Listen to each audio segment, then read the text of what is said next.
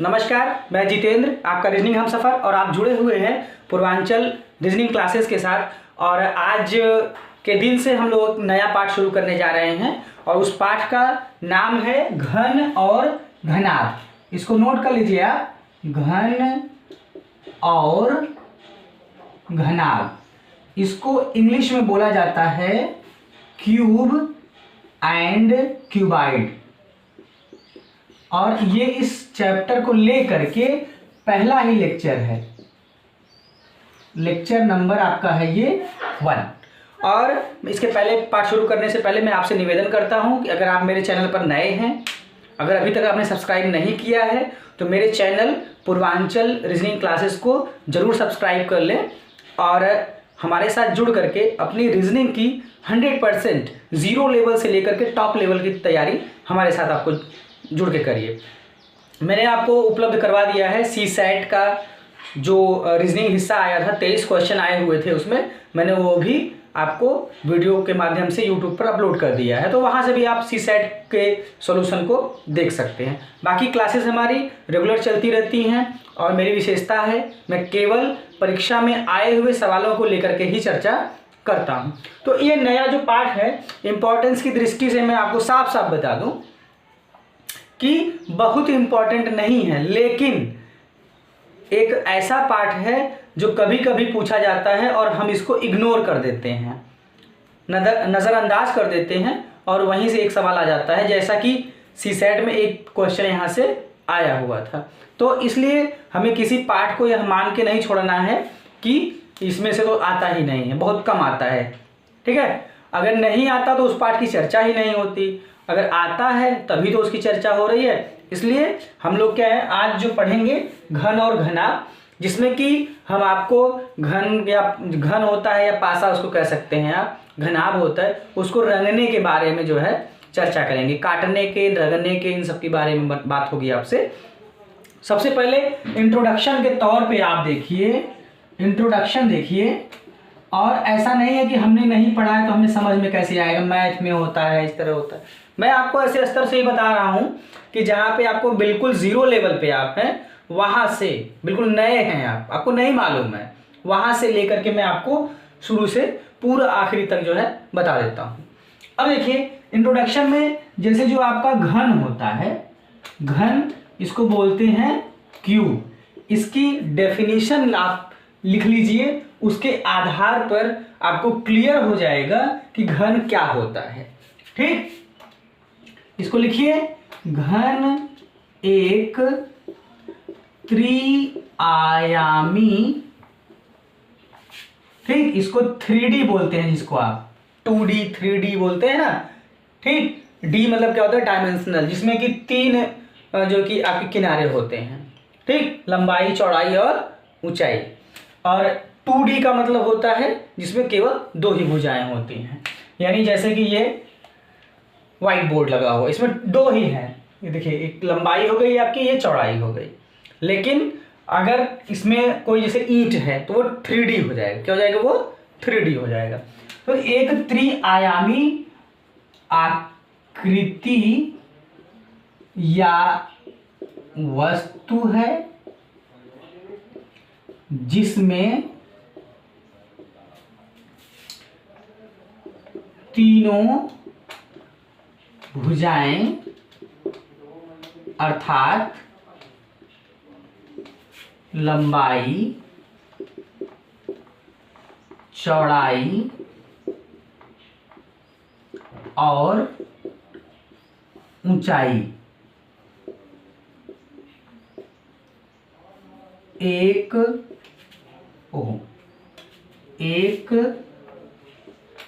समान होती है। देखिए, घन जो है एक त्रिआयामी 3D आकृति या वस्तु है जिसमें तीनों भुजाएं अर्थात लंबाई, चौड़ाई और ऊंचाई एक समान होती हैं। यानी यूं कह सकते हैं कि क्यूब जो होता है उसकी प्रॉपर्टी ये होती है L = B = H, यानी कि लंबाई बराबर घन को लिख सकते हैं, लंबाई बराबर चौड़ाई बराबर ऊंचाई। यानी कि उसमें तीनों ही चीजें जो होती हैं, लंबाई चौड़ाई और ऊंचाई, सभी क्या होती हैं, एक समान होती हैं। और इसका बड़ा अच्छा उदाहरण जो है ना, वो आपका पासा होता है। जो इसका उदाहरण क्या है, पासा होता है। ठीक, पासा है जो हम लोग लूडो खेलते हैं ना, उसमें जो पासा होता है उसकी जो प्रॉपर्टी होती है वही आपके घन की प्रॉपर्टी होती है। सारी विशेषताएं उसकी एक समान होती हैं। क्लियर है? अच्छा, उसके बाद देखिए इसमें बनता कैसे है। सबसे पहली बात तो ये क्या होता है, 3D होता है।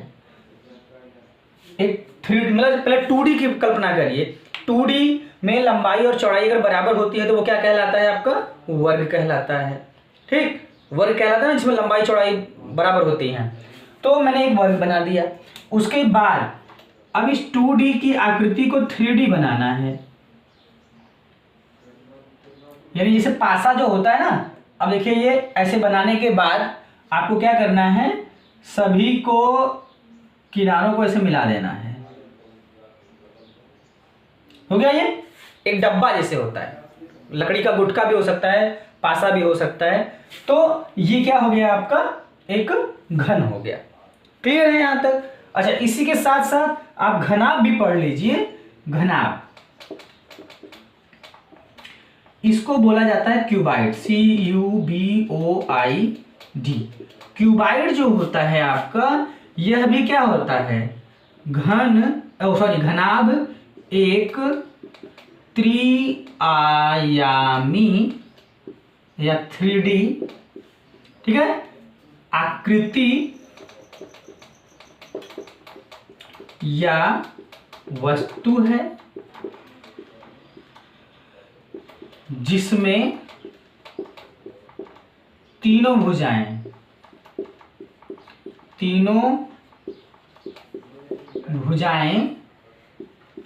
अर्थात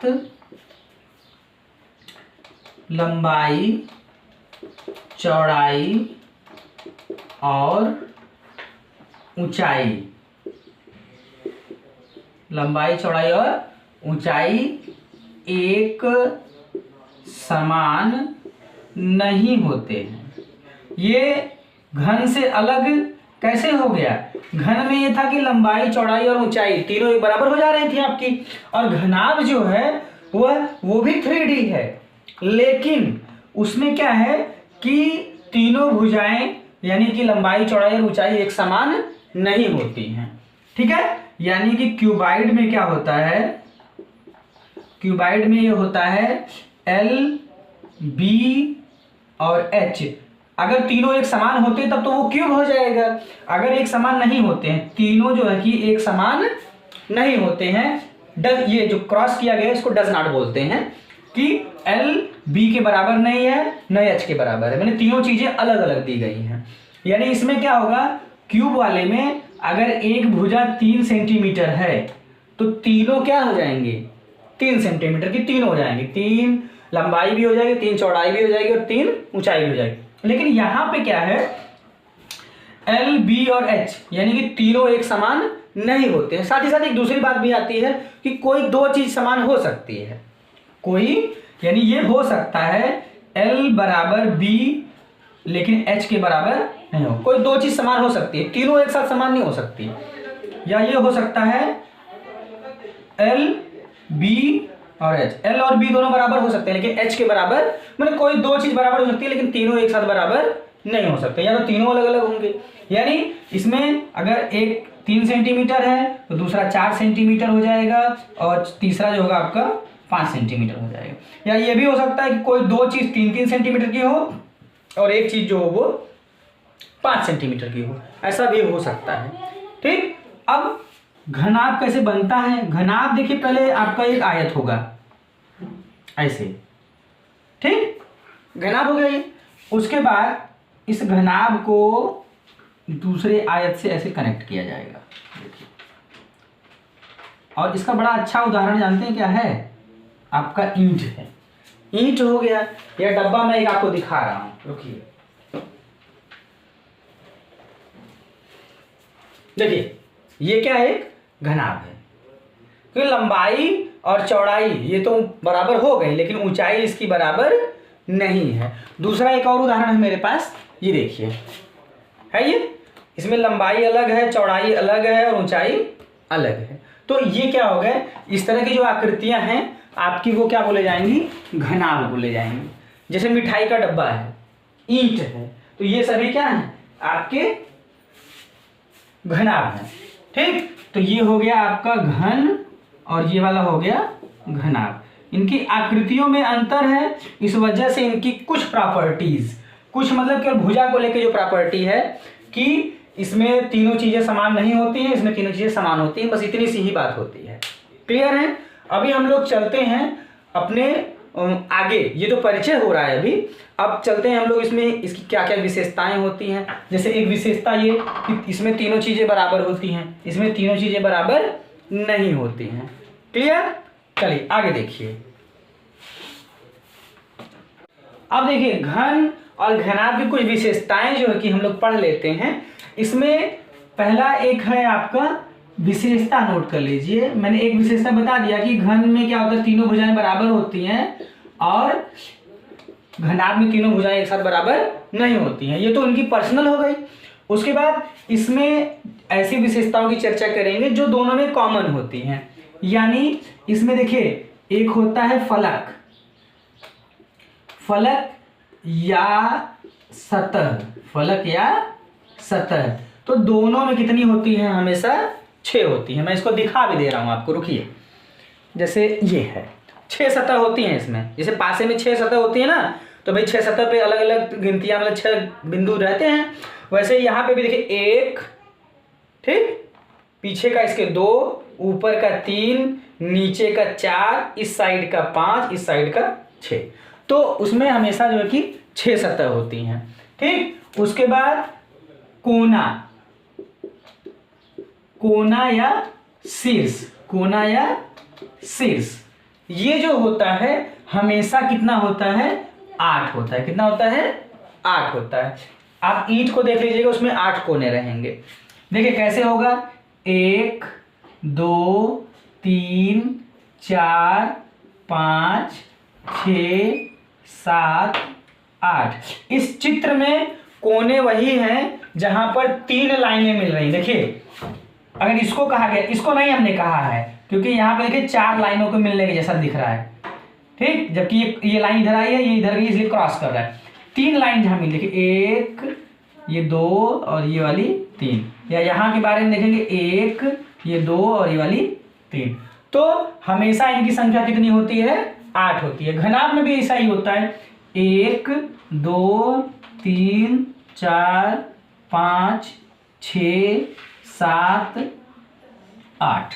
ये हो गया आपका, क्या हो गया, कोना या शीर्ष जो होते हैं हमेशा एक बराबर होते हैं। अच्छा, उसके बाद इसमें होता है भुजा। भुजा जो होती है हमेशा कितनी होती है, वो आपकी 12 होती है। कैसे, 1 2 3 4 5 6 7 8 9 10 11 और ये 12। ये इसको नहीं गिनेंगे क्योंकि ये तो एक ही लाइन गई हुई है, या इसी को एक ही बार गिनेंगे।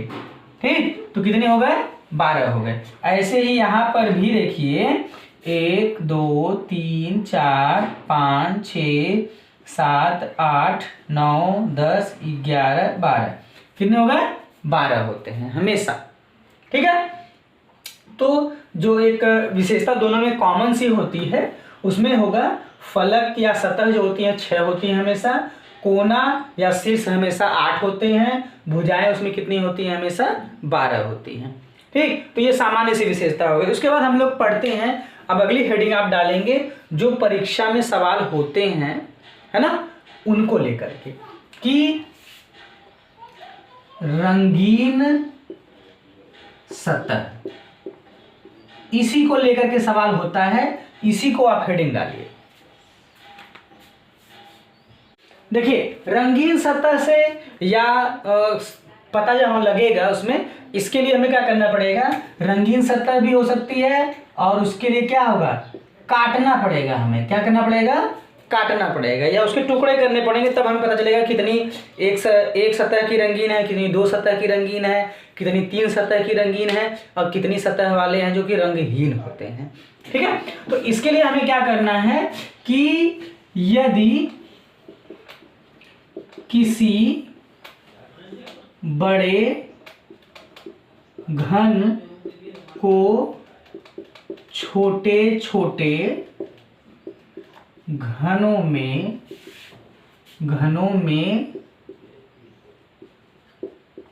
काटना हो या काटा जाए तो प्राप्त घनों की संख्या n³। ठीक है, ये होती है। अब ये n³ क्या होता है, सबसे पहली बात तो यही। ठीक, इसके लिए आपको करना क्या है कि बड़े घन की भुजा बटे छोटे घन की भुजा, छोटे घन की भुजा, ये यहां से हमें मिलेगा क्या, n मिलेगा। क्या मिलेगा, कैपिटल N। ठीक, और ये यदि मतलब क्या है, प्राप्त घनों की संख्या यानी छोटे घनों की संख्या जो होगी वो n³ हो जाएगी। ठीक, अब इसके लिए क्या है कि टोटल जो है वो बराबर क्या हो जाएगा, n बराबर n³। ये आपका फार्मूला है। ठीक, अब इसके आगे क्या करेंगे यार,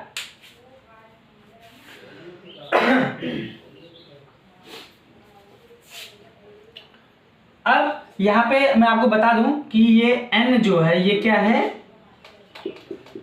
प्राप्त, ये छोटा n के लिए भाई, ये है प्राप्त घनों की कुल संख्या है।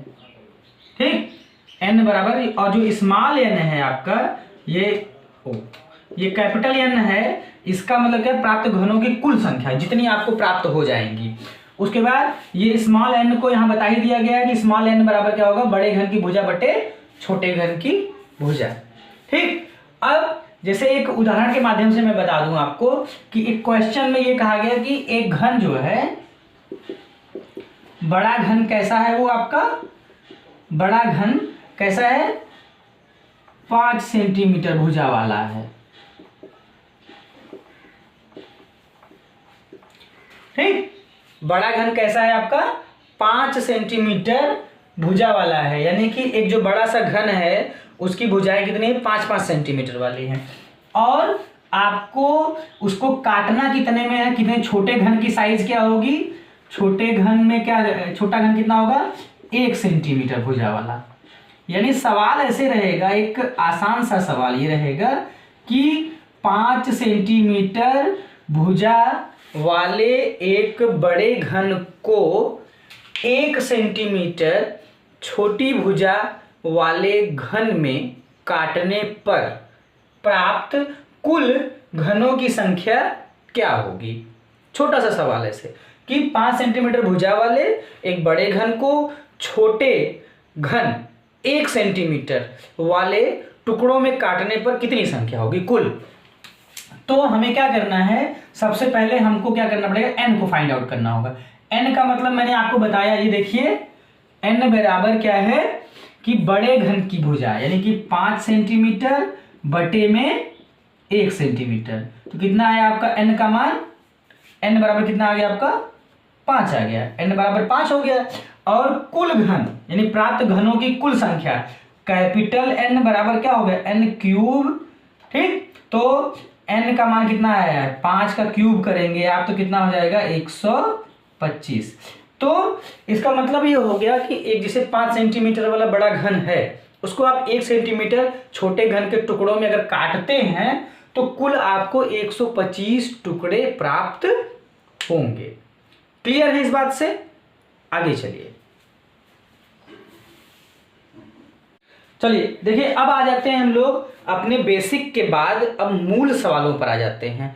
ठीक है, बेसिक में मैंने आपको मतलब बता दिया कि उसकी प्रॉपर्टीज क्या होती है और कुल घन मतलब बड़े घन को छोटे घन में काटने पर कितने मिलेंगे। लेकिन बात यहाँ अब आती है कि रंगीन सतह, ठीक, कि उसमें कितनी सतहें होंगी जो कि एक साइड वाली होंगी, कलर्ड होंगी, कितनी होंगी दो साइड की होंगी, कितनी होंगी तीन साइड की होंगी। तो इसके लिए आपको सबसे पहले मैं आपको एक चित्र बना के दिखाता हूं। देखिए,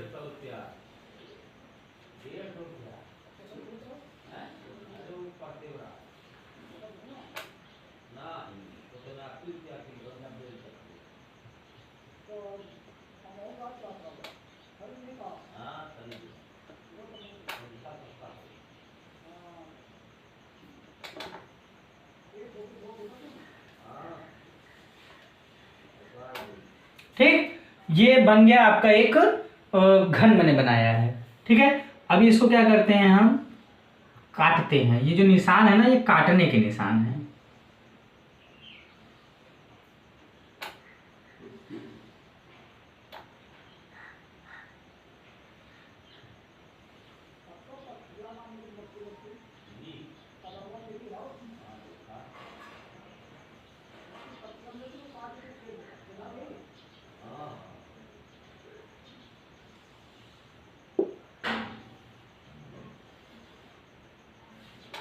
ठीक, ये बन गया। अब इसमें जो है, जैसे जो ये एक घन है, ये जो निशान मैंने बनाए हैं, लाइन खींची है, ये क्या है, कट का निशान है। अब हम लोग सीख रहे हैं घन या घना को काटना, घन को काटना हम लोग ये सीख रहे हैं। ठीक है, तो जो जैसे शीर्ष पर होता है, इसमें चार तरह के घन हमको प्राप्त होते हैं, चार प्रकार के घन प्राप्त होते हैं। ठीक है, जैसे उसमें सबसे पहले देखिए, ये साइड का है, ये साइड का है, ये मिडिल का है, ये भी साइड का है, ये भी साइड का है, ये मिडिल का है, ये साइड का है, फिर ये साइड का है, ये मिडिल का हो गया। ठीक, फिर ये आपका मिडिल का हो गया, ये आपका साइड का हो गया, ये मिडिल का हो गया, ये साइड का हो गया, ये मिडिल का हो गया, ये मिडिल वाला है, ये साइड है, ये मिडिल है, ये भी साइड है, ये मिडिल है, ये साइड है, ये भी साइड है, ये मिडिल है, और ये भी आपका साइड है, ये मिडिल है, और उसके बाद ये भी आपका मिडिल है, और ये जो छूटा हुआ है ना, ये सेंट्रल वाला है। ठीक, तो उसको उसकी जगह, यानी एस जो डिनोट करता है वो साइड को, एम जो डिनोट करता है वो मिडिल को, और सी जो है आपका वो सेंट्रल को। इसमें चार तरह के होते हैं, लेकिन तीन ही दिखाया गया है, देखिए। ठीक, वह कौन बाकी है, जो बिल्कुल अंदर है। जब उसको अंदर से काटेंगे ना ऐसे, तो भाई ऊपरी ऊपरी सतह से जो किनारे किनारे से मिल जाएगा वो तो ठीक है, लेकिन जो अंदर है उसको मैं यहां दिखा नहीं पा रहा हूं। ठीक, तो चार तरह के मिलते हैं, चार प्रकार के हैं छोटे घन, ऐसे लिखिए, पासा मत लिखिए, छोटे घन प्राप्त होते हैं। चार तरह के छोटे घन प्राप्त होते हैं आपको। जब एक बड़े घन को काटते हैं तो आपको चार जो है कि छोटे छोटे घन प्राप्त होते हैं, चार तरह के। ठीक, अब कौन कौन से होते हैं उनका नाम आपको नोट करना है। नाम नोट करिए। पहला नोट करिए आप, शीर्ष घन। दूसरा है मध्य घन। तीसरा है केंद्रीय, हाँ सेंट्रल, केंद्रीय घन। चौथा है अंतः केंद्रीय घन। ठीक, तो ये हिंदी में देखिए जो नाम है वो आपके अलग अलग हो सकते हैं, कहीं कुछ और नाम, कहीं कुछ और नाम, लेकिन जो इंग्लिश के नाम होंगे वो हमेशा एक रहेंगे। देखिए, वर्टेक्स क्यूब, मध्य घन को लिखा जाता है मिडिल क्यूब, से केंद्रीय घन को लिखा जाता है सेंट्रल क्यूब। ठीक, उसके बाद अंतः केंद्रीय को लिखते हैं inner central cube, inner central cube. Clear? तो इंग्लिश के नाम भी मैं आपको साथ साथ बताता चल रहा हूं। इससे ये होगा कि जब आपको हिंदी में मान लीजिए नाम चेंज करके आ गया तो तुरंत आप इंग्लिश वर्जन उसका जरूर देखेंगे। इंग्लिश में एक ही वर्ड रहता है, दोबारा दूसरा वर्ड उसके लिए नहीं होता है। Vertex cube, side cube, central cube, inner cube. देखिए क्या होगा, साइड क्यूब मानी जो यस से बने हुए हैं, शीर्ष वाला, ठीक। मिडिल वाला जो है कि वो एम से बना हुआ है, ठीक है। उसके बाद सेंट्रल का जो है वो बिल्कुल बीच में जो बना हुआ है यहाँ पे, और इनर का जो है उसके अंदर है। अब मैं उसको चित्र के माध्यम से दिखा दूं आपको कैसे मतलब है वास्तव में।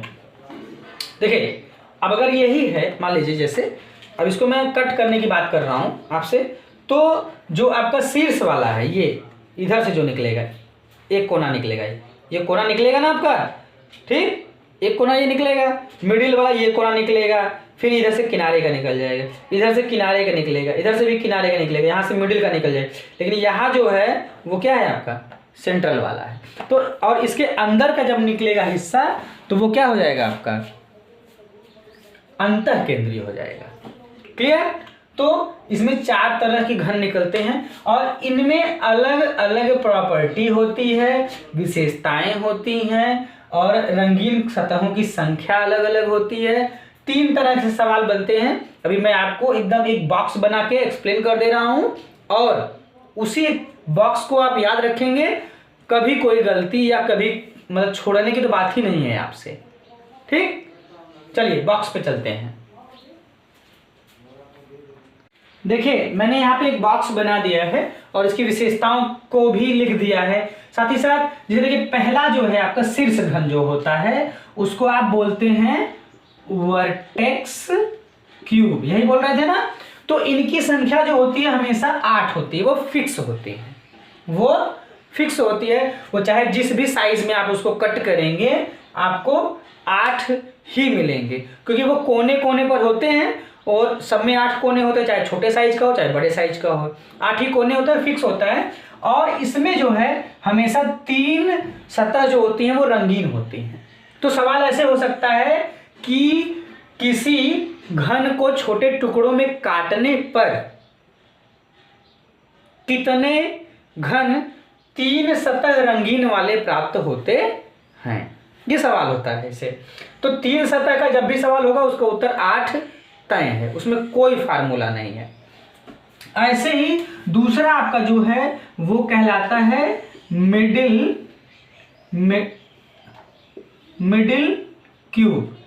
अब जो मिडिल क्यूब होता है उसमें क्या होता है कि 2 सतह रंगीन होती हैं, ठीक, 2 सतह रंगीन होती हैं। और इसके लिए सूत्र है, इसकी संख्या अगर आपको पता करना है तो 12 ब्रैकेट में n-2, n वही है जो आपको कहां से मिला था, n बराबर अभी लिखवाए ना हम आपको कि n बराबर बड़े घन की संख्या बटे छोटे घन की संख्या, उससे आपको बड़ा n छोटा n मिल जाएगा, ठीक। और उसके बाद बड़े n बराबर क्या होता है n का क्यूब, वही होता है। अच्छा उसके बाद मिडिल क्यूब, ये मिडिल क्यूब के बाद आपका देखिए तीसरे नंबर पे है सेंट्रल क्यूब। सेंट्रल क्यूब जो होता है उसमें केवल ऊपर की जो सतह होती है वही रंगीन होती है, बाकी उसके 5 जो किनारे हैं यानी कि चारों साइड का एक निचला हिस्सा वो क्या होता है कि वो कट जाता है। तो कलर कैसे होगा भाई, तो उसमें केवल एक ही सतह जो होती है वो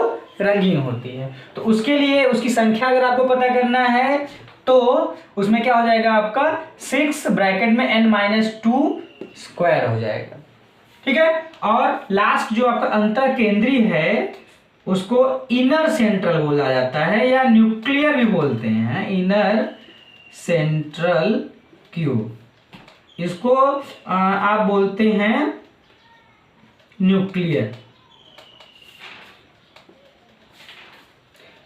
भी आप बोलते हैं। तो इसके लिए क्या करना है आपको n-2 क्यूब कर देना और इसमें कोई भी सतह रंगीन नहीं होती है, ये रंगहीन होता है, रंगीन सतहों की संख्या इसमें 0 होगा।